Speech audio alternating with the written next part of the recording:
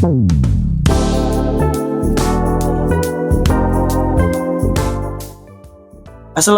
warahmatullahi wabarakatuh. Kembali lagi bareng saya Akbar Diva Prasetya.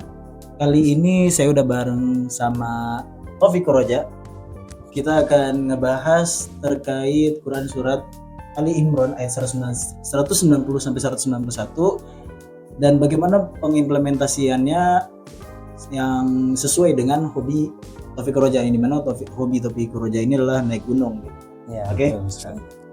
Jadi video kali ini tentunya untuk penyelesaian tugas ujian akhir semester dari mata kuliah dakwah multimedia dengan dosen pengampu Ibu Fatur Rahmi. Di video kali ini, tugas kali ini, gua bareng kelompok gua. Ada gue sendiri Akbar Diva Prasetya, lalu ada Taufik Roja dan ada satu lagi Nabila sebagai kameramen yang akan menyelesaikan tugas ini dengan mengerjakan proyek podcast. Oke. Kayaknya kita langsung masuk aja ke dalam podcast kita, Nang. Boleh. Kita akan ngebahas dulu aja yang awal-awal dulu aja nih. Gue paling bisa nggak lo ceritain sedikit tentang lo supaya penonton di sini bisa tahu gitu siapa Taufik Roja ini. Ini berarti profil gua apa? Jadi profil lo. Cerita gua tentang naik gunung. Profil lo dulu aja. Profil lo. Ya. Siapa? Baik. Langsung saja ya. Nama gua tadi ya Taufik Roja. Asal gua dari Cirebon. Terus emang gua kesini merantau kuliah di Universitas Perguruan Tinggi Ilmu Al-Quran. Setelah itu iya saya mengambil Fakultas Dakwah Prodi Komunikasi Penyiaran Islam. Ya setelah itu ya bertemu dengan teman-teman saya lah gitu. Profil singkatnya lah mungkin. Nah. Terus kapan lu mulai tertarik naik gunung ya? Nah, yang dimana gini kita buka dulu ini aja, kita bikin pengertian secara umum dulu. Naik gunung itu kan suatu olahraga gitu kan. Iya. Dan bukan bisa dibilang olahraga yang aman juga gitu. Olahraga yang lumayan ekstrim lah bisa dibilang dan lumayan melelahkan gitu.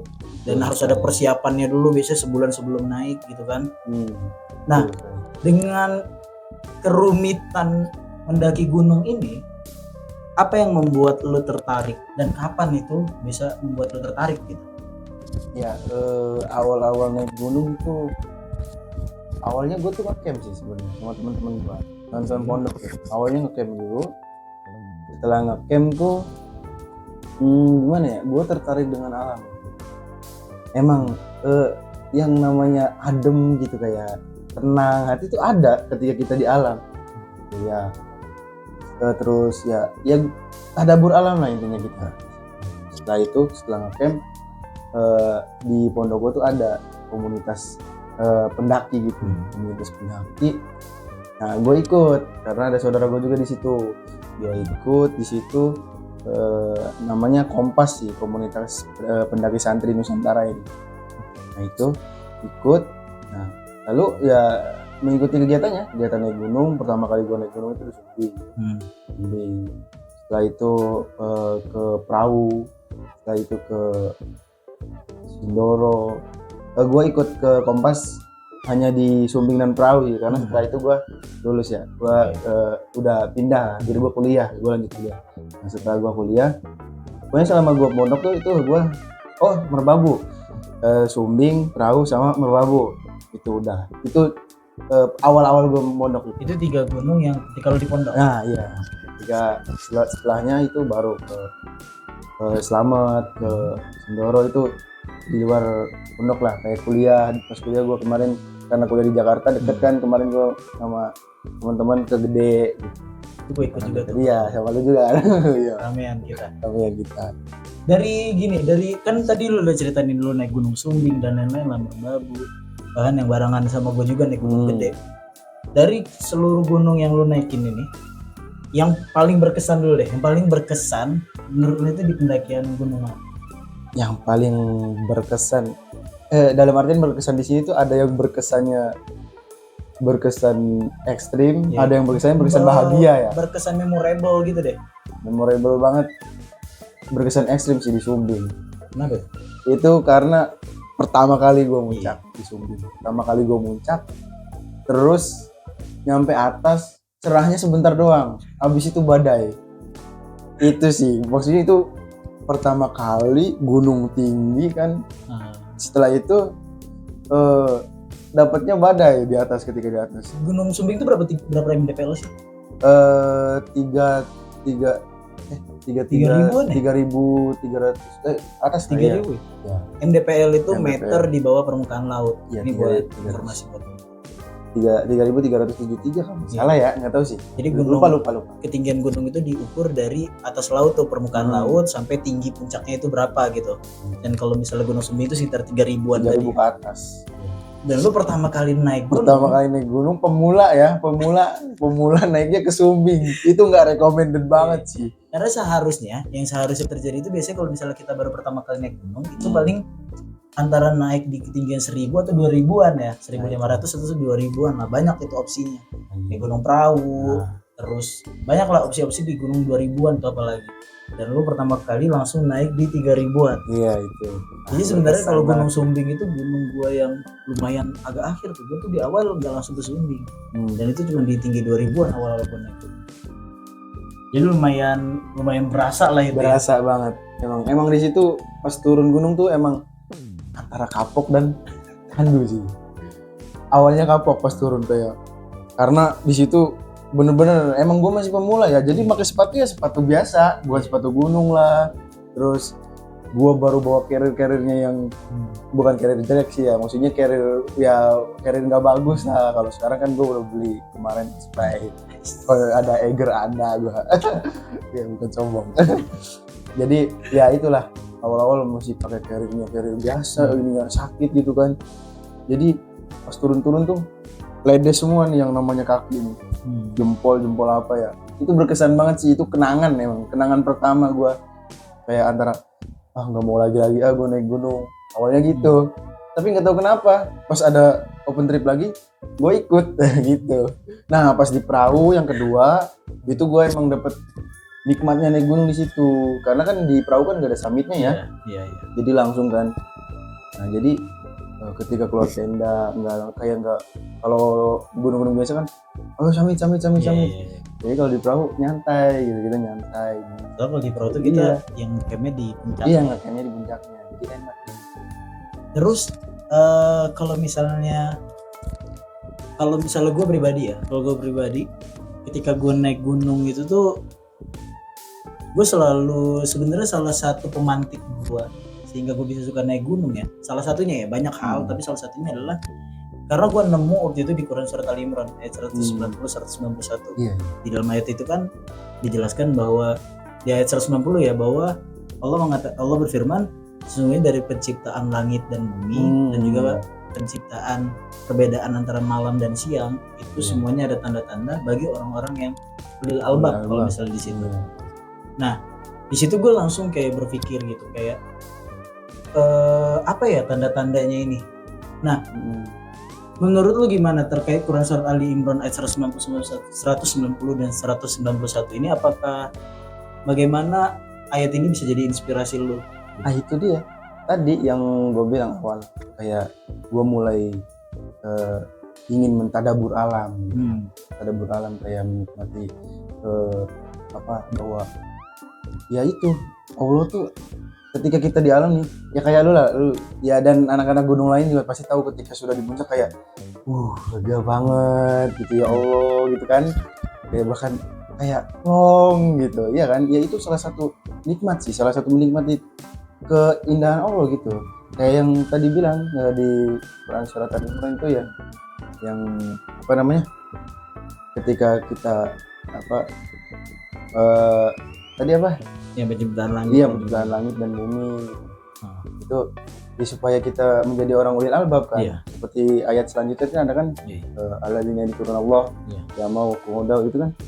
Itu orang-orang ulil albab, di kehidupannya, duduknya, berdirinya itu selalu melihat Allah gitu. Nah, ketika kita di puncak tuh, ya kalau gue pribadi entah kan banyak orang Kristen juga ya.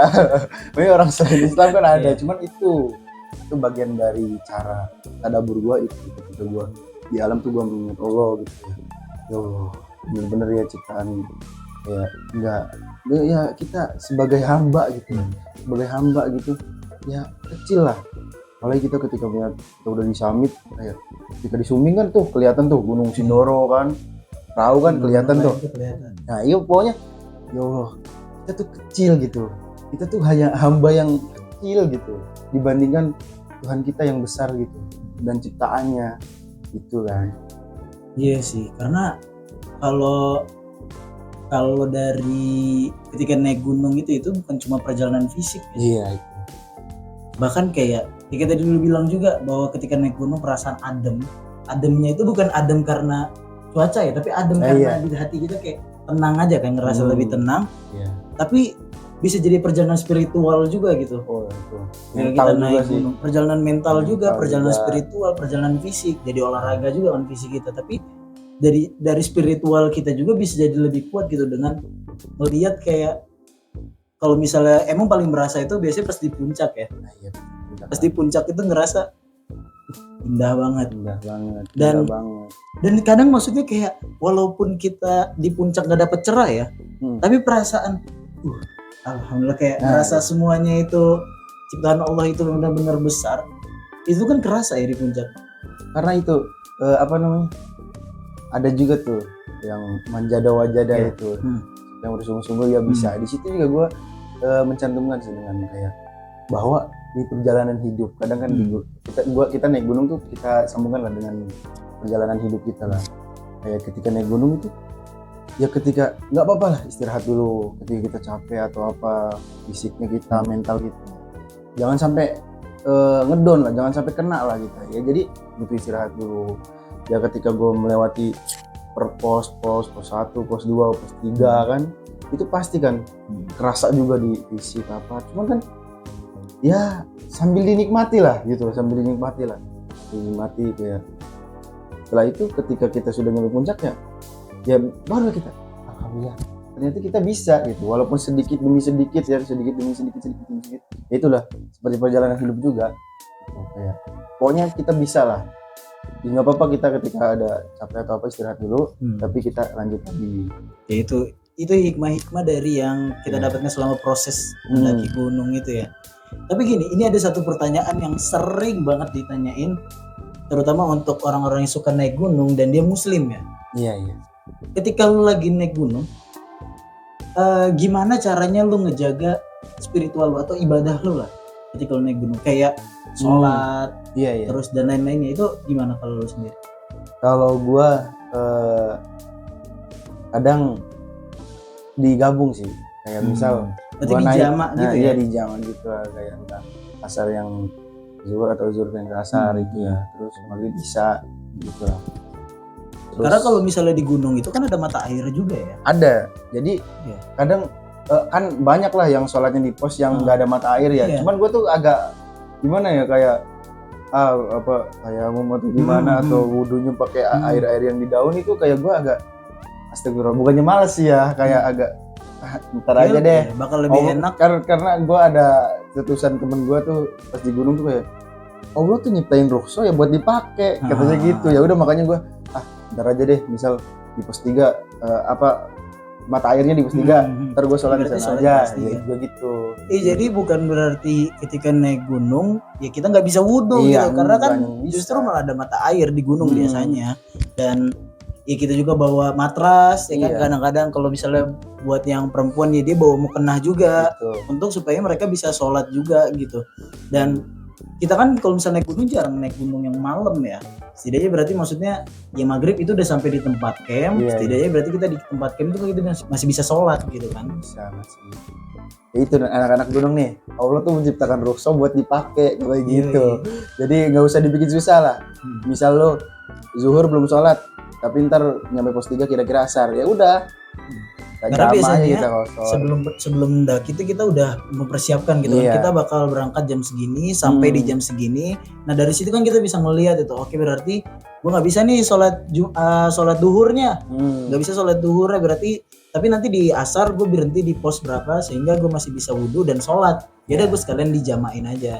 Tambah lagi biasanya kalau misalnya kita naik gunung Jadi kalau misalnya gue kan kayak di Jakarta, misalnya gue sekarang di Jakarta, kalau misalnya gue berangkat ke Jawa Tengah untuk naik gunung, ya kita kan musafir kan. Bener sih Bang. Ada keringanan dari ya Allah Subhanahu Wa Taala bahwa kita bisa mangkas gitu kan. Bisa mangkas dari yang sholat duhur 4 rakaat jadi 2 rakaat. Iya. Jadi ada ruso-ruso ya yang memang disediakan dan kami gunakan dengan cara dengan sangat baik. Iya. Bukan Allah, maksudnya ulama. Astagfirullahaladzim. Iya, Ulama itu membuat ruso itu dipakai.